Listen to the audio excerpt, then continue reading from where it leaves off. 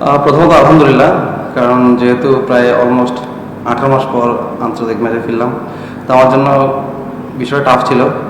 যদি আমি world cup টিমে স্কোয়াডে পার্মানেন্টলি দল সুযোগ পেতে চাই, তাহলে হয়তো বা আমার জন্য এই পারফরমেন্সটার বিকল্প নেই। যেহেতু এর আগেও 2021-22 ওয়ার্ল্ড কাপে আমি শেষ মতে বাদ পড়ি পারফরমেন্সের কারণে, তো এই জন্য অনেক বেশি সিরিয়াস ছিলাম, চাচ্ছিলাম যে এরকমটা পারফর্ম করার। আজকে নিজের বোলিং নিয়ে আজকে কতটা সন্তুষ্ট? না, আলহামদুলিল্লাহ। দেখেন, কিছুদিন আগে আমরা এখানে বিপিএল খেলছি, এখানে কন্ডিশনটা জানি। চিটাগাংয়ে সবসময় বরাবরই আমার চেনা কন্ডিশন। এখানে আমি যখন এজ লেভেল খেলি সবসময় এই উইকেটে প্র্যাকটিস করেছি, তো এই জন্য আমার জন্য কিছুটা কন্ডিশনটা বুঝতে ইজি হয়েছে। সত্যি বলতে আজকে অনেক নার্ভাস ছিলাম, যদি এর আগে কখনো ইন্টারন্যাশনাল ম্যাচ খেলেছে নার্ভাস ছিলাম না, যেহেতু আসলে আমার জন্য ভালো করাটা খুব গুরুত্বপূর্ণ ছিল, যেহেতু আর 2 ম্যাচ পরে ফিজ আসবে।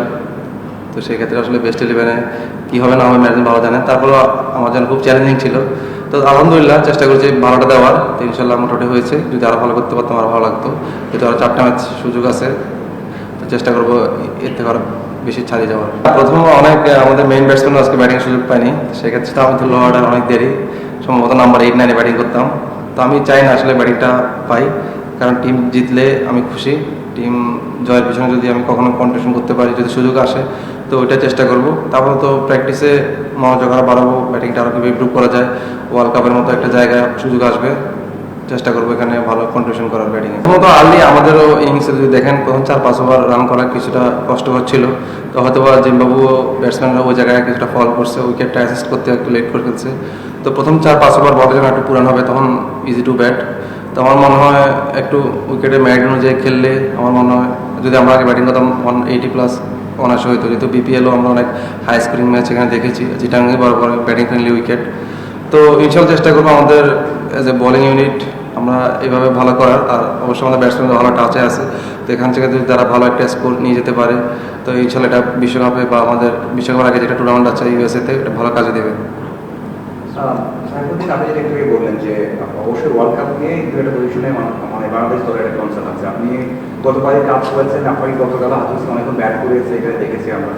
তো ব্যাটিংটা যদি করতে পারছে না, তারপরেও আপনার কাছে কি মনে হয় যে ওয়ার্ল্ড কাপে চান্স পাওয়ার জন্য ব্যাটিংটাও একটা কনসার্নে দাঁড়াবে কিনা, বা ব্যাটিং ব্যাট করলেন বা দুটো ব্যাট করলেন, সেখানে ওটা একটা আলাদা যোগ্যতা হয়ে দাঁড়াবে কিনা এই সমস্ত, কারণ সেটা তো কথা বলেছে আপনার সাথে অবশ্যই। হ্যাঁ, প্রথমত আসলে অনেক ভালো টেকনিক্যাল বিষয় নিয়ে কিছু কথা বলে, তো জিনিসটা আমি আসলে কালকে প্র্যাকটিসের পর রিয়েলাইজ করছি যে আসলে আমরা অনেকেই হয়তো বা নেট প্র্যাকটিস মনে করছি, নেট প্র্যাকটিসের মতোই আসলে নেট প্র্যাকটিসের যে ম্যাচ প্রিপারেশন নিয়ে যাওয়া যায় সেটা হয়তো বা আমরা জানতাম, বাট একটু ক্যালকুলেটিভভাবে ও কালকে বুঝেছে যে জিনিসটা আমার জন্য কাজে আসবে। ইনশাল্লাহ ইন নেক্সট প্র্যাকটিস সেশনে আমি ওভাবে ব্যাট করার চেষ্টা করবো, সেটা প্র্যাকটিসে হোক আর ম্যাচে হোক। তো সবসময় মনোযোগী থাকা উচিত প্র্যাকটিস, এটা ব্যাটিং হোক বলিং হোক, ম্যাচ সিনারিও ইন্টেন্ট নিয়ে আসলে প্র্যাকটিস করলে এটা অনেক কিছু কাজে দেবে ম্যাচগুলোতে।